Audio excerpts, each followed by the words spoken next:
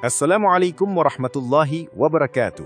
Perkenalkan, nama saya Lutfi Maulana, biasa dipanggil dengan sebutan Lutfi Ganteng ya.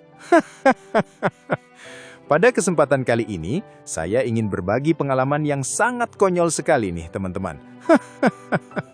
Dulu, pas saya bekerja sebagai OB di perusahaan milik janda CEO yang nafsunya gede banget teman-teman. Maklumlah, saya kan tampan. Jadi dia mungkin modusnya ajak saya mancing pas hari libur di danau. Lah, setelah sampai di lokasi, kita berdua mancing itu nggak dapat ikan sama sekali ya teman-teman. Ditambah suasananya kok sepi sekali, saya jadi agak aneh. Ternyata benar. Nah, biar tidak penasaran, langsung saja deh kita masuk ke alur cerita selengkapnya. Let's go!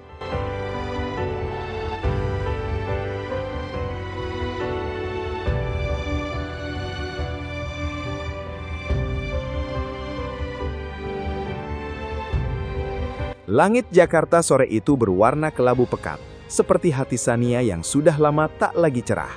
Dari jendela lantai 42 gedung Quantum Tower, dia memandang kemacetan di bawah sana. Mobil-mobil kecil bergerak lambat bagai semut yang kehilangan arah. Di meja kerjanya yang luas dari kayu mahoni impor, layar komputer menampilkan grafik saham yang terus naik, angka-angka hijau yang seharusnya membuatnya bangga.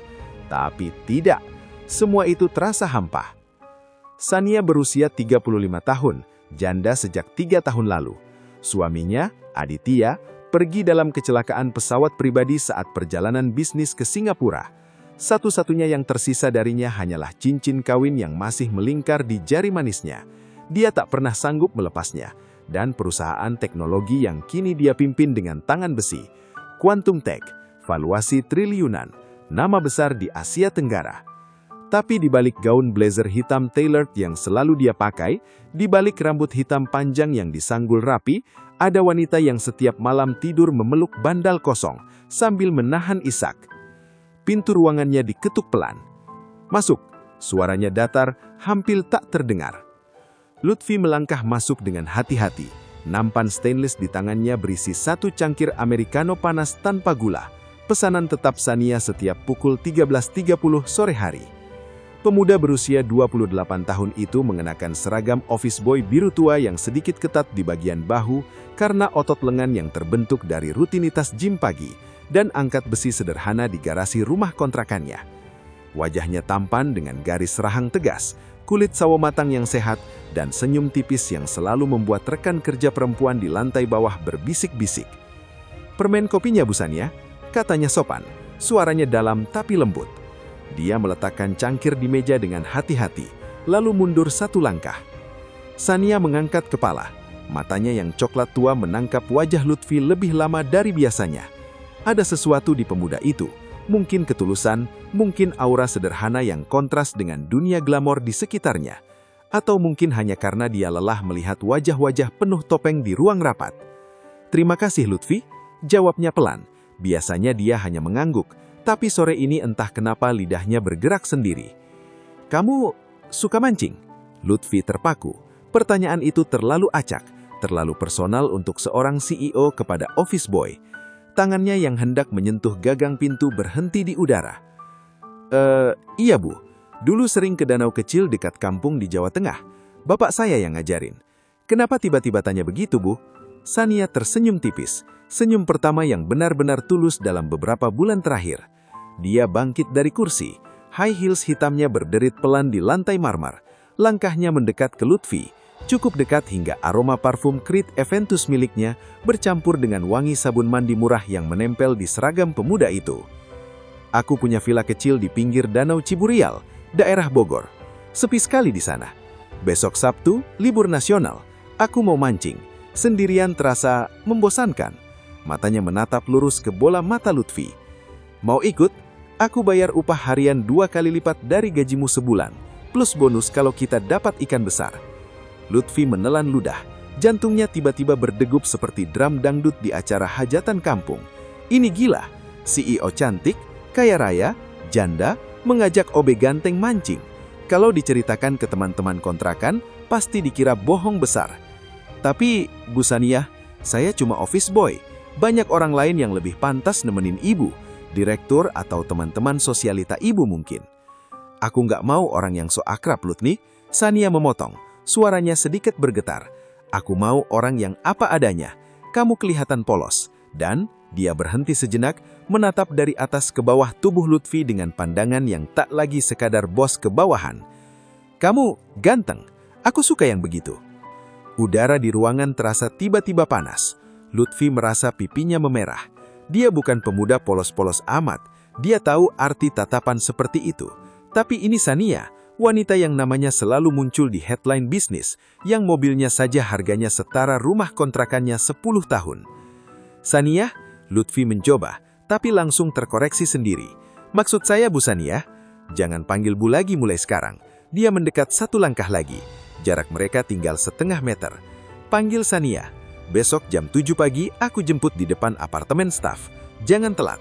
Dan bibirnya melengkung nakal. Pakai baju yang nyaman. Kita bakal duduk lama di tepi danau. Lutfi hanya bisa mengangguk kaku. Baik, Sania. Sania kembali ke kursinya. Seolah tak terjadi apa-apa. Kamu boleh keluar sekarang. Sampai jumpa besok. Lutfi berjalan keluar dengan kaki terasa ringan tapi kepala pusing. Di koridor dia bersandar ke dinding sebentar. Menarik nafas dalam-dalam. Apa yang baru saja terjadi? Apakah dia sedang bermimpi? Atau ini jebakan? Tapi tatapan Sania tadi, itu bukan tatapan main-main. Malam itu, di kamar kontrakan sempitnya di daerah Cikini, Lutfi tak bisa tidur. Dia berbaring di kasur tipis memandang langit-langit yang retak-retak. Ponselnya bergetar, pesan dari nomor tak dikenal. Jangan lupa bawa topi, matahari di danau lumayan terik. See you tomorrow ganteng. S. Lutfi menatap pesan itu lama sekali. Jantungnya kembali dak-dikduk. Dia membalas singkat. Siap, Sania. Sampai besok. Dia mematikan lampu, tapi matanya tetap terbuka hingga subuh. Bayangan Sania, senyumnya, aroma parfumnya, tatapan yang seolah bisa menembus jiwa, mengisi setiap sudut pikirannya. Di sisi lain kota, di penthouse mewahnya di kawasan SCBD, Sania duduk di balkon sambil memeluk segelas wine merah. Angin malam menerpa rambutnya. Dia menatap foto Aditya di ponselnya, lalu menghela nafas panjang. Maaf ya mas, aku capek sendiri terus. Dia mematikan layar, meneguk wine terakhir lalu berbisik pada dirinya sendiri. Besok aku mau merasa hidup lagi, sekali saja. Malam itu, 2 jiwa yang berbeda dunia sama-sama tak bisa tidur. Satu karena takut terlalu berharap, satu lagi karena takut terlalu lama mati rasa. Dan besok pagi, sebuah mobil hitam mengkilap akan berhenti di depan gang sempit Cikini. Seorang office boy berpakaian kaos oblong dan celana kargo akan naik dengan hati bergetar. Seorang CEO berbalut kemeja putih ketat dan celana pendek denim akan tersenyum dari balik kacamata hitam. Pertemuan tak terduga itu baru saja mulai. Pagi Sabtu itu datang terlalu cepat. Jam 6.55, Lutfi sudah berdiri di pinggir jalan gang sempit Cikini. Kaos hitam polos menempel di dada bidangnya, celana kargo krem yang agak lusuh tapi bersih, topi baseball hitam menutupi rambutnya yang masih basah setelah mandi pagi. Di tangan kanannya tergantung tas ransel kecil berisi botol air, jaket tipis, dan umpan pancing sederhana yang dia beli semalam di toko olahraga dekat kontrakan. Jantungnya berdegup tak karuan. Setiap motor lewat, dia menoleh, takut salah sangka. Tepat pukul 7.00, suara mesin halus mendekat. Sebuah Mercedes-Benz G-Class hitam matte berhenti tepat di depannya. Kaca jendela sisi pengemudi turun perlahan. Sania duduk di balik kemudi. Kacamata hitam besar menutupi separuh wajahnya, rambut tergerai bebas, bibir merah gelap melengkung tipis. "Pagi ganteng, naik," katanya ringan, seolah ini hal biasa. Lutfi membuka pintu penumpang dengan tangan sedikit gemetar.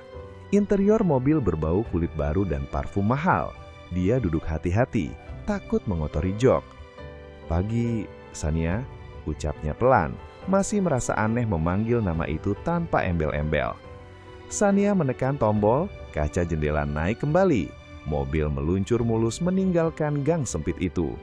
Di dalam, musik jazz lembut mengalir dari speaker Bowers & Wilkins. Sania mengenakan kemeja linen putih yang agak longgar, tapi tetap memperlihatkan garis bahu mulus dan lekuk dada yang halus.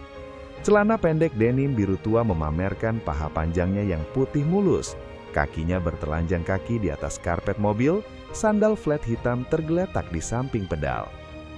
"Kenapa diam aja?" tanyanya sambil melirik sekilas. "Takut." Lutfi tertawa kecil, gugup. "Bukan takut, cuma nggak nyangka. Kemarin masih nganter kopi, hari ini duduk di mobil mewah bareng CEO." Sania tersenyum lebar. Tangan kirinya tetap di setir, tangan kanannya sesekali menyentuh paha Lutfi. Sekilas, seolah tak sengaja, tapi cukup membuat pemuda itu menegang. "Aku suka hal-hal tak terduga, Lutfi. Hidup terlalu pendek untuk selalu main aman." Dia menambah kecepatan saat memasuki tol Jagorawi. "Cerita dong soal mancingmu dulu. Bapakmu ngajarin apa aja?" Lutfi mulai rileks sedikit. Dia bercerita tentang danau kecil di belakang sawah kampungnya di Purwokerto. Bagaimana bapaknya ngajarin cara memasang umpan cacing, membaca riak air, dan sabar menunggu hingga matahari terbenam. "Kadang kita nggak dapat apa-apa, tapi duduk berdua, ngobrol, itu yang paling enak," tuturnya. Sania mendengarkan sambil mengangguk pelan. Matanya sesekali melirik Lutfi, bukan ke jalan. "Suamiku dulu juga suka mancing. Dia selalu bilang, mancing itu bukan soal ikan, tapi soal menunggu keajaiban datang sendiri. Tapi keajaiban itu nggak pernah datang lagi setelah dia pergi." Suasana di mobil tiba-tiba berat. Lutfi menoleh, melihat profil wajah Sania yang tiba-tiba muram. Dia ingin berkata sesuatu, tapi tak tahu harus apa. "Aku nggak mau lagi nunggu keajaiban, Lutfi. Aku mau ciptain sendiri." Mobil keluar tol, memasuki jalan beraspal sempit menuju Danau Ciburial. Pepohonan pinus dan mahoni menaungi kanan kiri. Udara semakin sejuk, bau tanah basah dan dedaunan mulai tercium. Sania mematikan musik, hanya suara ban bergesek aspal dan angin yang masuk lewat ventilasi. "Kenapa aku?" tanyanya tiba-tiba. Suaranya hampir berbisik. "Banyak pria yang lebih level sama kamu. Kaya, ganteng, pintar. Aku cuma OB yang gajinya pas-pasan." Sania tertawa kecil, tapi ada nada getir di dalamnya. Justru karena itu, mereka semua pakai topeng, senyum palsu, pujian kosong, mata yang selalu ngitung berapa duit yang bisa mereka dapat dari aku. Kamu lihat aku kayak manusia biasa. Bahkan waktu nganter kopi kemarin, kamu nggak pernah lirik-lirik berda aku, atau coba so akrab. Kamu hormat, itu langka." Lutfi terdiam, dia tak tahu harus bangga atau malu. Akhirnya mobil berhenti di halaman villa kayu bergaya Skandinavian yang tersembunyi di balik pepohonan. Danau Ciburial terbentang di depan, akhirnya hijau kebiruan, tenang seperti cermin raksasa. Tak ada suara kendaraan, tak ada orang lain, hanya kicau burung dan hembusan angin yang membawa aroma tanah basah. Sania turun duluan, membuka bagasi. Di dalam ada 2 set pancing karbon fiber mahal, kotak umpan hidup, cooler box berisi minuman dingin, dan selimut tebal. Lutfi membantu mengangkat barang, bahunya hampir bersentuhan dengan lengan Sania. "Makasih ya," katanya lembut. "Ayo ke dermaga kecil di sana." Mereka berjalan menyusuri jalan setapak berbatu. Angin menerpa rambut Sania, membuatnya terlihat lebih liar, lebih bebas. Lutfi berusaha fokus ke depan, tapi matanya sesekali melirik kaki panjang itu, lekuk pinggul yang bergoyang halus saat berjalan. Di dermaga kayu kecil itu, mereka duduk berdampingan. Lutfi memasang umpan dengan cepat, gerakan tangannya terlatih. Sania memperhatikan, tersenyum kagum. "Kamu jago ya?" komentarnya. "Dulu tiap minggu," jawab Lutfi sambil melempar pancing pertama. Benang melengkung indah, pelampung mendarat lembut di tengah danau. Sania pun ikut melempar, tapi gerakannya agak kaku. "Aku jarang, biasanya cuma nemenin Aditya dulu." Mereka diam beberapa menit, hanya suara air dan angin saja. Ikan tak kunjung menyambar. Sania menggeser posisi duduknya lebih dekat, bahunya menyentuh bahu Lutfi. "Kamu punya pacar, Lutfi?" tanyanya tiba-tiba. Suaranya rendah, hampir berbisik. Lutfi menoleh, pipinya memerah. "Belum. Lagi fokus nabung buat bapak sama ibu di kampung. Pacaran mah nanti aja." Sania mengangguk pelan, matanya menelusuri wajah Lutfi. Dari alis tebal, hidung mancung, sampai bibir yang sedikit kering karena gugup. "Bayangin kalau kita di sini sendirian, Tanpa aturan kantor, tanpa status, tanpa orang lain tahu. Ucapnya pelan, jari telunjuknya menyentuh lengan Lutfi, mengelus ringan. "Apa yang bakal kamu lakuin sama aku?" Lutfi telan ludah keras, jantungnya berdegup kencang sampai di telinga. "Sania, ini..." "Jawab aja," potong Sania, matanya gelap, penuh hasrat yang sudah lama terpendam. "Aku janda, kamu lajang, danau ini sepi, tak ada yang lihat, tak ada yang judge." Adara terasa semakin panas meskipun angin sejuk. Lutfi melihat mata Sania, ada kerinduan, ada kesedihan, ada api yang membara di sana. "Aku bakal cium kamu," jawabnya pelan, suaranya serak. "Karena dari kemarin aku nggak bisa berhenti mikirin bibir kamu." Sania tersenyum, tapi senyum itu penuh kemenangan sekaligus kerapuhan. Dia meletakkan pancingnya, lalu bangkit perlahan. Tangannya menarik tangan Lutfi. "Ikan gak datang," bisiknya, suaranya bergetar. "Tapi aku datang. Ayo ke bawah pohon besar itu, di sana lebih teduh dan lebih tersembunyi." Lutfi berdiri, kakinya terasa lemas. Mereka berjalan bergandengan menuju pohon beringin besar di pinggir danau. Akar-akarnya menjuntai seperti tirai alami. Di bawah naungannya, dunia terasa hanya milik mereka berdua. Sania berhenti, membalikkan badan menghadap Lutfi. Tangannya naik ke leher Lutfi, menariknya pelan. "Jangan mikir terlalu jauh," bisiknya. Nafasnya hangat menyentuh bibir Lutfi. "Hari ini aku cuma ingin merasa dicintai lagi. Boleh?" Lutfi tak menjawab dengan kata-kata. Dia menunduk, menutup jarak terakhir itu. Bibir mereka bertemu, pertama pelan, ragu, lalu semakin dalam, semakin lapar. Angin danau berhembus lembut, daun-daun bergoyang di atas kepala mereka. Suasana sepi itu tak lagi hanya latar belakang. Ia menjadi saksi bisu bagaimana dua hati yang berbeda dunia mulai saling menyentuh, saling menggoda, saling membakar. Dan di balik pohon besar itu, batas antara bos dan bawahan, antara janda kaya dan OB ganteng mulai runtuh perlahan. Di bawah pohon beringin raksasa itu, akar-akar menjuntai membentuk tirai alami yang menyaring sinar matahari sore menjadi bintik-bintik emas di rumput hijau. Angin danau berhembus pelan, membawa aroma tanah basah dan daun pinus.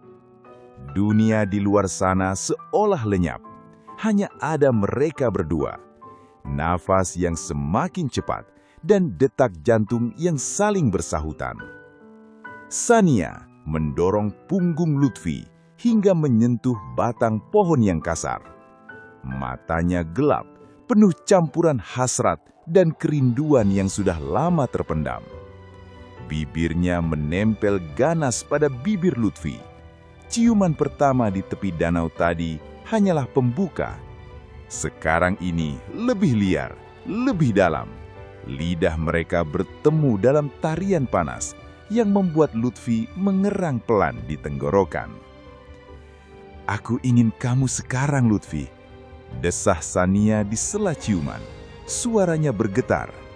Tangannya merayap ke dada pemuda itu, merasakan otot keras di balik kaus hitam yang sudah basah keringat. "Jangan tolak. Aku tahu kamu juga sudah nggak tahan." Lutfi menarik nafas tajam. Tubuhnya tegang. Hasrat membara, tapi akal sehat masih berjuang. "Sania, ini gila. Kita di tempat terbuka. Kalau ada orang lewat..." "Tak ada orang," potong Sania cepat. Jarinya menyusup ke bawah kaus Lutfi, mengelus perut rata yang berotot. "Danau ini milikku, privat, hanya kita." Dia menarik kaus itu ke atas, melepaskannya dari tubuh Lutfi dengan gerakan cepat. Kulit sawo matan pemuda itu terpapar angin sejuk, membuatnya menggigil, bukan karena dingin, tapi karena tatapan lapar Sania yang menelusuri setiap inci tubuhnya. "Kamu sempurna," bisik Sania, suaranya hampir patah. Dia menunduk mencium dada Lutfi. Lidahnya menelusuri garis otot dada, turun ke perut. Lutfi memejamkan mata. Tangannya meraih rambut panjang Sania, menarik pelan agar wanita itu mendongak. "Kamu juga cantik sekali sampai aku takut ini mimpi. Dia membalikkan posisi, mendorong Sania hingga punggungnya menyentuh pohon yang kasar. Kini giliran dia yang menjelajah. Tangannya menyusup ke bawah kemeja linen putih, merasakan kulit halus dan hangat di pinggang. Bra rendah hitam yang tipis terasa di ujung jarinya. Dengan gerakan hati-hati, dia membuka kancing kemeja satu persatu, memperlihatkan lekuk payudara yang penuh dan kulit putih mulus. Sania menggigit bibir bawahnya, nafas tersengal. "Sentuh aku, Lutfi.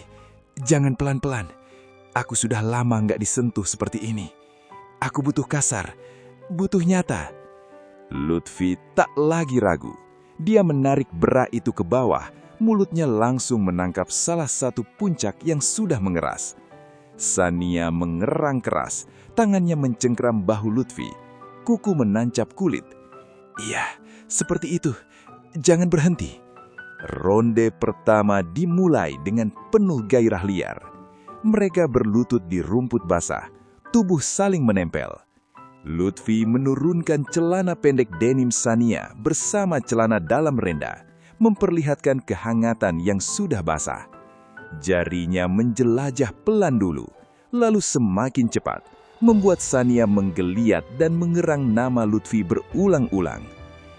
"Aku mau kamu di dalam aku sekarang," pinta Sania, suaranya parau. Dia mendorong Lutfi telentang di rumput, lalu naik ke atasnya. Dengan gerakan yang lambat menyiksa, dia menurunkan pinggulnya, menerima Lutfi sepenuhnya. Keduanya sama-sama mengerang panjang. Gerakan mulai pelan, lalu semakin cepat, semakin dalam. Rumput menempel di punggung Lutfi. Angin menyapu keringat mereka. "Rasakan aku, Lutfi. Aku milikmu sekarang," bisik Sania sambil bergerak naik turun. Air mata tiba-tiba mengalir di pipinya, campuran antara kenikmatan dan kenangan. "Aku kangen disentuh, kangen merasa hidup." Lutfi memeluk pinggang Sania erat, membalikan posisi hingga dia di atas. Gerakannya lebih kuat, lebih mendesak. "Kamu nggak sendirian lagi, Sania. Aku di sini. Aku mau kamu selamanya." Klimaks datang hampir bersamaan. Sania menjerit pelan, tubuhnya bergetar hebat. Lutfi mengikuti tak lama kemudian, memeluk Sania erat seolah tak mau lepas.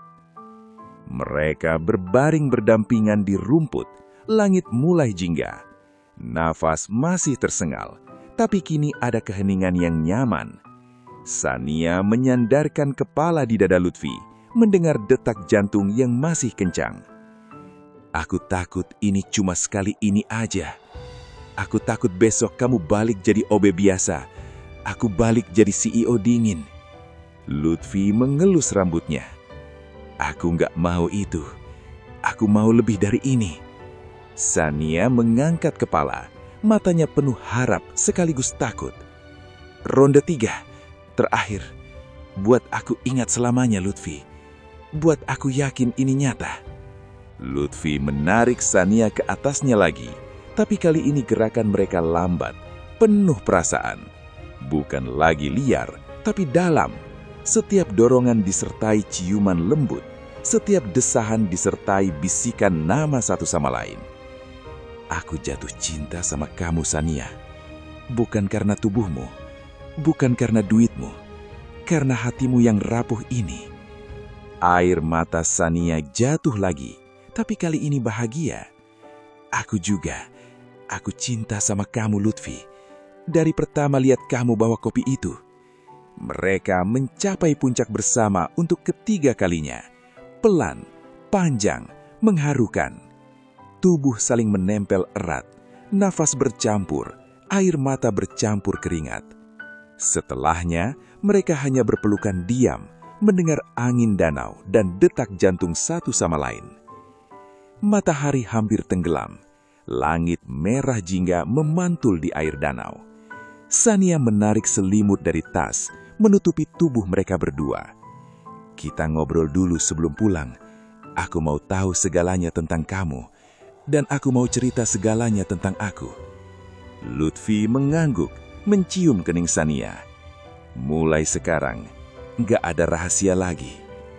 Di bawah pohon beringin itu, di tepi danau yang sepi, dua jiwa yang tadinya kesepian mulai menyatu. Ronde panas tadi bukan hanya soal tubuh, itu soal hati yang akhirnya menemukan tempat pulang. Meskipun dunia di luar sana masih menunggu dengan segala aturannya, setidaknya untuk sore ini mereka punya satu sama lain. Dan itu sudah lebih dari cukup. Matahari sudah tenggelam sepenuhnya ketika Sania dan Lutfi akhirnya bergerak dari bawah pohon beringin itu. Langit kini ungu gelap bertabur bintang pertama. Danau memantulkan cahaya remang seperti permadani hitam berhiaskan kilauan kecil. Tubuh mereka masih hangat, selimut tebal yang di bawah Sania menutupi punggung mereka berdua. Udara malam mulai dingin, tapi tak ada yang peduli. Mereka duduk bersandar pohon, bahu saling menyentuh, tangan saling bertaut. Sania menatap air danau yang tenang, suaranya pelan hampir hilang di telan angin. "Aku takut banget, Lutfi." Lutfi menoleh, jarinya mengelus punggung tangan Sania yang dingin. "Takut apa?" "Takut besok pagi kita bangun, lalu semuanya berubah. Kamu balik ke kontrakanmu di Cikini, aku balik ke penthouse kosong di SCBD. Kamu balik nganter kopi, aku balik rapat sama investor yang cuma mikirin untung. Dan kita pura-pura nggak pernah terjadi apa-apa di sini." Air mata menggenang lagi di matanya, tapi kali ini dia tak menyembunyikannya. "Aku nggak mau kehilangan lagi. Sudah cukup 3 tahun aku kehilangan Aditya. Aku nggak kuat kalau harus kehilangan kamu juga." Lutfi menarik nafas dalam, memeluk Sania dari samping, hingga kepala wanita itu bersandar di bahunya. "Aku juga takut," akunya jujur. "Aku cuma OB, Sania. Gajiku sebulan mungkin cuma cukup buat beli 1 sepatu heels yang kamu pakai ke kantor. Dunia luar bakal bilang aku cuma cari kesempatan, kamu cuma lagi butuh pelarian. Tapi aku nggak peduli omongan mereka. Yang aku peduli cuma satu, aku jatuh cinta sama kamu. Bukan sama CEO Quantum Tech, bukan sama villa dan mobil mewah, sama Sania yang nangis di dada aku tadi, yang cerita kangen disentuh, yang takut sendirian." Sania mengangkat wajah, matanya berkaca-kaca, tapi ada senyum kecil di bibirnya. "Kamu beneran jatuh cinta? Atau cuma karena tadi kita 3 ronde?" Lutfi tertawa pelan, suara dalamnya menggetarkan dada Sania. "Kalau cuma karena itu, aku nggak bakal duduk di sini sekarang, nunggu bintang muncul bareng kamu. Aku bakal buru-buru pulang, takut ketahuan telat masuk shift Senin." Dia mencium kening Sania lembut. Ini lebih dari tubuh, ini soal hati yang akhirnya ketemu tempatnya. Mereka diam lama, hanya mendengar suara jangkrik dan riak air kecil di tepi danau. Sania akhirnya bicara lagi, suaranya lebih tenang. "Aku mau cerita sesuatu yang belum pernah aku ceritain ke siapapun, bahkan ke sahabatku sendiri." Lutfi mengangguk, memberi isyarat dia siap mendengar. "Aditya, sebelum kecelakaan, kami lagi ribut besar. Dia mau aku berhenti kerja, bilang aku terlalu sibuk, terlalu ambisius, sampai lupa punya suami. Aku marah, bilang dia nggak ngerti perjuanganku bangun perusahaan ini dari nol. Malam itu dia pergi ke Singapura dengan hati dingin. Pesawatnya jatuh, dan aku nggak sempat bilang maaf. Sejak itu aku takut buka hati lagi. Takut kalau aku sayang seseorang, lalu dia pergi lagi, karena aku terlalu keras kepala, terlalu mandiri." Lutfi memeluknya lebih erat. "Kamu nggak keras kepala, kamu kuat, dan aku suka kamu yang kuat itu. Aku nggak minta kamu berhenti jadi CEO, aku cuma minta biarin aku nemenin kamu pulang setiap malam. Biarin aku jadi orang yang kamu ceritain hari burukmu, yang bikin kopi pagi buat kamu, yang pegang tangan kamu pas rapat tegang." Sania menangis pelan, tapi air matanya kali ini terasa ringan. "Aku mau nerima aku apa adanya, dengan segala drama, trauma, dan jadwal gila." "Aku mau," jawab Lutfi tegas. Asal kamu juga nerima aku apa adanya, dengan gaji kecil, kontrakan sempit, dan mimpi sederhana bikin orang tua bahagia. Sania mengangguk, mencium bibir Lutfi pelan. Deal! Malam itu, mereka pulang dengan mobil yang sama, tapi suasana sudah berbeda. Tak ada lagi gugup atau tegang, hanya kehangatan yang baru lahir. Di perjalanan, Sania memegang tangan Lutfi erat, sesekali mencium punggung tangannya. Beberapa bulan berlalu, Lutfi tak lagi jadi office boy. Berkat rekomendasi Sania, tapi dengan proses wawancara yang adil, dia naik jadi staf logistik di divisi operasional. Gajinya naik, tapi yang lebih penting, dia punya alasan resmi untuk sering berada di lantai yang sama dengan Sania tanpa orang kusangka. Hubungan mereka tetap rahasia. Tak ada postingan media sosial, tak ada makan malam romantis di restoran bintang 5. Hanya pesan singkat, pulang duluan ya, aku tunggu di penthouse, atau Lutfi diam-diam bawa bekal nasi goreng buat Sania pas lembur malam. Tapi rahasia tak bisa selamanya tersembunyi. Suatu hari, di rapat direksi, seorang direktur senior melihat Lutfi mengantar dokumen ke ruang Sania dan tatapan mereka terlalu lama. Gosip mulai beredar. CEO lagi deket sama staf biasa. Janda kaya lagi cari pelipur lara. Sania mendengar semuanya, tapi dia tak marah. Malah dia tersenyum kecil saat mendengar. Suatu sore di akhir pekan, Sania mengajak Lutfi kembali ke Danau Ciburial. Villa masih sama, pohon beringin masih rindang, danau masih tenang. Tapi kali ini mereka tak bawa pancing. Sania membawa kotak kecil beludu merah. Di tepi danau, tepat di bawah pohon yang sama, Sania berlutut satu kaki. Bukan Lutfi yang melamar, tapi dia. Lutfi, aku tahu dunia bakal bilang ini gila. Aku CEO, kamu mantan OB. Aku 35, kamu 28. Tapi aku nggak peduli lagi. Aku capek takut. Aku mau hidup bareng kamu. Resmi, terang-terangan. Mau nggak kamu jadi suamiku? Lutfi terpaku, matanya berkaca-kaca. Dia menarik Sania berdiri, memeluknya erat hingga kepala wanita itu terangkat sedikit dari tanah. Mau, 1000 kali mau. Mereka menikah 3 bulan kemudian, upacara kecil di villa yang sama, hanya dihadiri keluarga terdekat dan beberapa sahabat yang bisa dipercaya. Tak ada wartawan, tak ada headline sensasional, hanya janji sederhana di tepi danau dengan pohon beringin sebagai saksi. Malam pertama setelah menikah, mereka kembali ke bawah pohon itu. Tak ada lagi ronde liar seperti dulu, hanya pelukan hangat, ciuman lembut, dan bisikan cinta yang tak lagi ragu. Aku bahagia Lutfi, kata Sania sambil menyandarkan kepala di dada suaminya. Aku juga, balas Lutfi mencium rambut istrinya. Dan mulai sekarang, setiap kali kita ke danau ini, kita ingat dari OB ganteng yang nganter kopi, sampai jadi suami CEO, semuanya dimulai dari satu pertemuan tak terduga. Danau Ciburial tetap tenang, menyimpan rahasia mereka. Tapi kini, rahasia itu bukan lagi tentang hasrat terlarang, melainkan tentang cinta yang akhirnya menemukan jalan pulang. Mereka hidup bahagia, tak sempurna, tapi nyata. Dan itu lebih dari cukup.